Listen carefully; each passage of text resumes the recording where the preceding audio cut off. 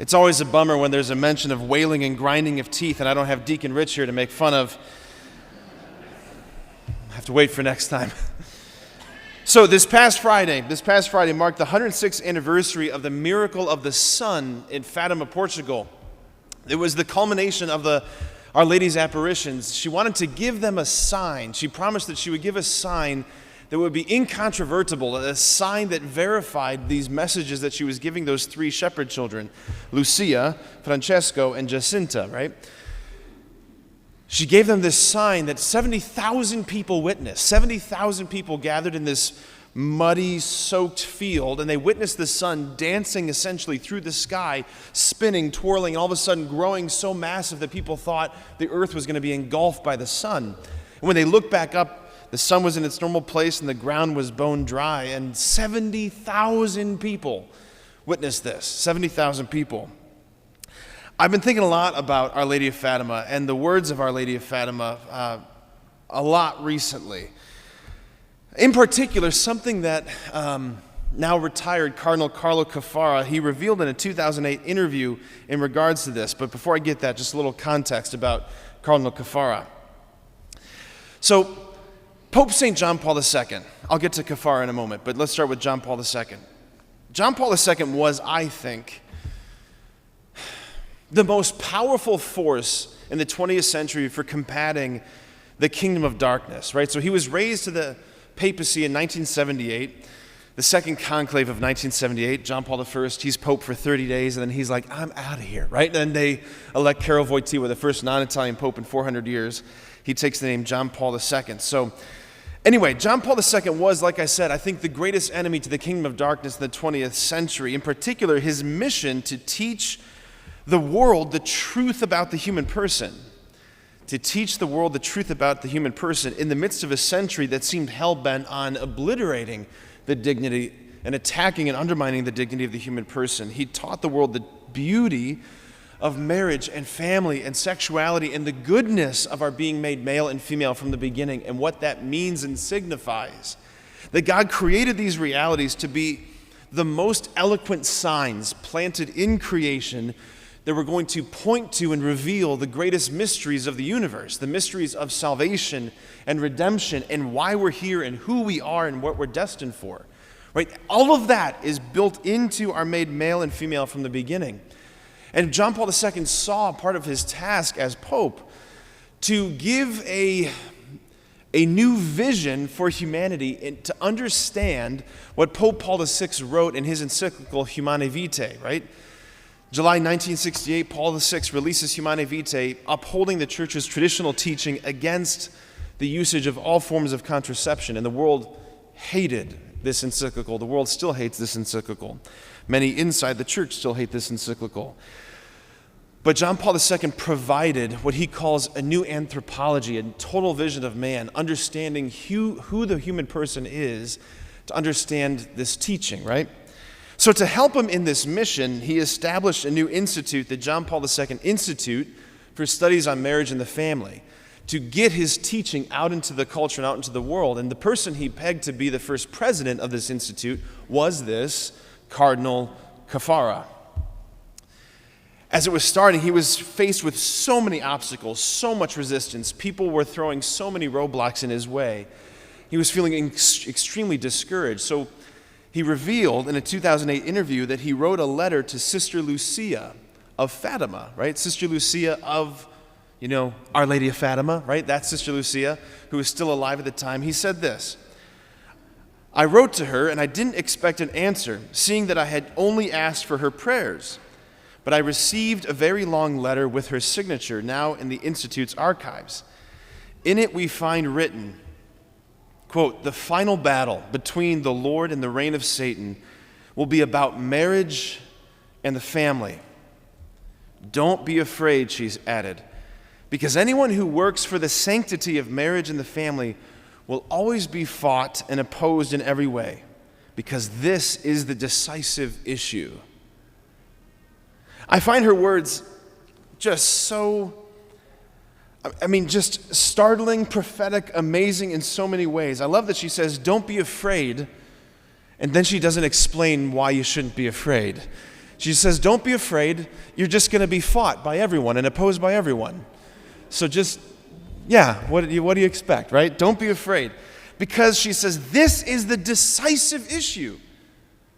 Why is this the decisive issue? Because the enemy's war against marriage, it's the enemy's war. It's not the left's war. It's not any particular political party's war. It's the enemy's war. It's the enemy's war against marriage and sexuality, his war against the body, his war against our embodiment. It's a war over the signs. It's a war over the words. It's a war for the meaning of these words, the meaning of these concepts. Marriage, mother, father, man, woman, sexuality, all of these words, because these words, these realities are the earthly signs that point to the heavenly realities, right? If you want to understand Christianity, you have to understand these words. He's going after the words, right? In order to cause the maximal amount of confusion and chaos and pain in the human family. It's his war against God, and he's taking it out on us. Right? John Paul II, he said that the mystery of redemption clothes itself, he says, in the primordial sacrament. I know, that's a lot for 8 o'clock in the morning. Let me explain what that means, right? The primordial sacrament, the first sacrament. What's the first sacrament? Adam and Eve, marriage in the Garden of Eden. Matrimony is the first sacrament, the first sign. And John Paul II says that the mystery of redemption, meaning being saved, being brought into right relationship with God, entering the kingdom, those realities, he says, it's not a juridical matter.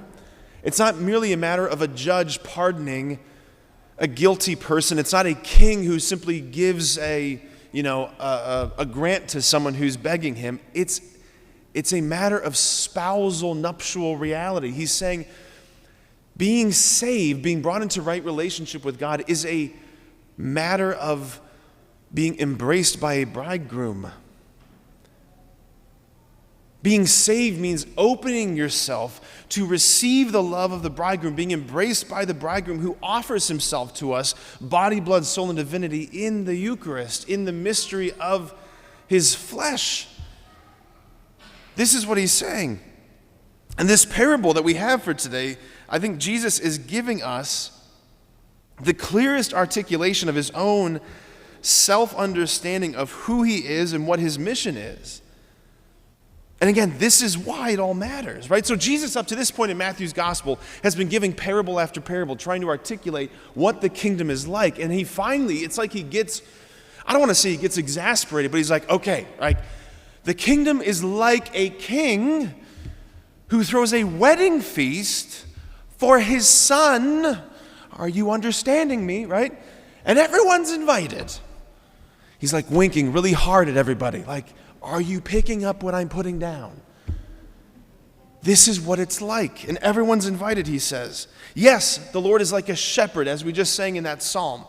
He's the light of the world. Yes, he's the sower who scatters seeds upon creation. But in his heart, who he is the son of the king. He is the bridegroom Messiah who has come to woo and wed his bride back to divinity.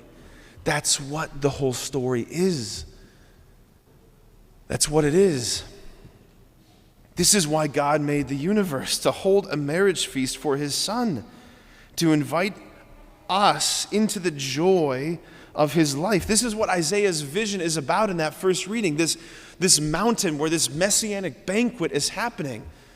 It's the banquet, it's a wedding banquet that's being described. It's the messianic bridal sacrificial wedding banquet. It's the wedding supper for the whole world. And the mission of the Son, in the final analysis, it is spousal. It's a spousal reality. Like at the heart of the gospel, the stunning proposal at the heart of the Christian claim is that there is a stunning proposal at the heart of the Christian claim. That there is a bridegroom who made the stars, who looks at you and says, will you spend eternity with me? And the greatest task of our lives is simply to say yes. Like we have to do what she did, right? If Mary is the archetype of humanity, if she is who we are called to be, right? Our life, our sweetness, our hope, if we look to her to find out who we are, we have to do what she did, which is to open everything, to let him into everything, to let God take his rightful place in our humanity. That's what we are called to be. Like the secret that unlocks the gospel, the secret that unlocks this parable is that we are the bride. Like we are the guests and we are the bride who have been invited to a great wedding feast. Here's the thing though, if you live in a world where the words groom and bride no longer mean anything, if you live in a world where marriage and sexuality and male and female no longer mean anything but are just simply social constructs, you will never really be able to understand what's being offered from heaven. That's why he's going after the words. That's why he's going after the words. Life is finally about letting the bridegroom in. It's about a yes to God's marriage proposal. And the stunning thing is that many have said no. Back to this image of the wedding, right? So Christ is the bridegroom and every baptized person is the bride. Right? Like what do the newly baptized wear? White baptismal garments. What do brides wear when they walk down the aisle? White gowns. What do the multitudes standing around the throne in the book of Revelation, right? The bride of Christ, what are they wearing in the apocalypse of John? They are wearing white garments. How are they made white? He says, washed in the blood of the Lamb. They have been saturated in the blood of the Lamb. What's the blood of the Lamb? It's the love that has poured out of his heart. They have washed themselves, received deeply the love that pours out of the heart of Jesus. And every single Mass, it is a wedding where the bride walks down the aisle to meet the bridegroom hidden in the Eucharist. This is what Christianity is. This is what the Mass is. And again, like I was saying, the baffling enigma of all of this is that we can say, and many do say, no to this. Like you've RSVP'd to the wedding. You are here. You showed up on a Sunday morning. I'm very proud of you, right? You made it. And those of you with little kids, thank you so much for being here because I know I see what's going on out there, right? Like I see, right? Y'all here, I get to see it. Thank you for bringing your kids. Jesus says, let the little ones come to me, right? There are many people who stay away. Polls tell us, right, if the numbers are right, somewhere in the ballpark of 70% of self-identified Catholics don't come to Sunday Mass at all. 70%. That's a dismal failure, right? What's going on there? Like, thanks God for the invitation, but we regretfully decline because, we've got a soccer tournament this weekend, it's pretty far away, or we were up late last night. You know how it is, Lord, Remember Cana? You remember all that wine, right? Come on, Lord. Right? Or gosh, we got CYO, or gosh, it's the reality is it's boring and we just don't want to go, and I don't think it's Donut Sunday, but it is Donut Sunday. Like people stay away. Our parishioners stay away from Mass for a million reasons, but ultimately it's because they don't perceive the value of what's happening here.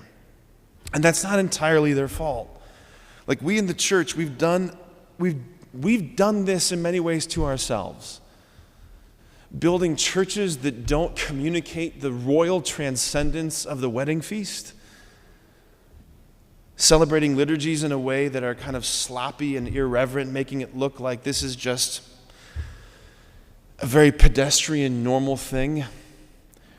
Draining the Mass of all signs and symbols of majesty. Why would I get up on a Sunday morning for something that I can just, get at a Taylor Swift concert, a sense of community and transcendence? What's the point? I'm often struck on Sunday mornings when I look out. I mean, there's a good number of people here for an 8 o'clock Mass, but look how many people are not in the pews. We still have a lot of empty pews. Right? What does the Father say in this parable? I want my hall filled. And we tell ourselves in the church, it's not about the numbers. Really? Like, I don't know. I think we have a God who wants everybody, One lost sheep is one too many lost. He wants his hall filled. I'm often struck on Sunday mornings when I think about how on, just the other side of the planet, we have brothers and sisters in the church and other rites, the Melkites, the Maronites, the Coptics, right? Brothers and sisters who are literally risking their lives to be in the very place where you are. Now, I'm preaching to the choir. You're here. I'm not yelling at you. I'm just saying. Like, we have people who evaluate the value of Mass and say a soccer tournament is more important, and we've got people the same morning on the other side of the planet who are saying, I'm ready to die for this. I'm ready for my entire family to die for this. We here in the comfortable West, this was me and this was my family for a long time. Look, here's some good news I just want to share. We've got, as you've heard me say before, we've got something in the ballpark of 26 adults entering our Becoming Catholic series this year. More, I think, are trickling in. If you know more, we'll take more. We'll have a 10-hour Easter vigil. I don't care. And you know that's true. How is that happening? In large part, it's because they've encountered someone. The people who have come to us this year, they all have a very similar story. I met someone from your parish who was on fire, who witnessed to the life-transforming effect of friendship with Jesus, and it stirred a hunger in me that I needed to have what they were eating. I needed to have what they had. This is how it happens, right? Saved souls save souls. As Father John Ricardo says, rescued people rescue people. Or those who've said yes to the invitation, they themselves become a living invitation. Right? You may have noticed, this is a practical point, you may have noticed in the last few weeks that we've made a few practical changes to the way we distribute communion at Mass, that we've reduced the numbers of extraordinary ministers. We used to have 2, 2, and 2. Now we have 1, 2, and 1. Why? To slow it down. I know you're already thinking, Father, you're already preaching way too long. Why would we want to slow it down? Because one, efficiency is not a liturgical value. Efficiency is not a word that lovers use. You don't think when you're having a romantic anniversary dinner, like how quick can we get through this? Love wants to linger, number one.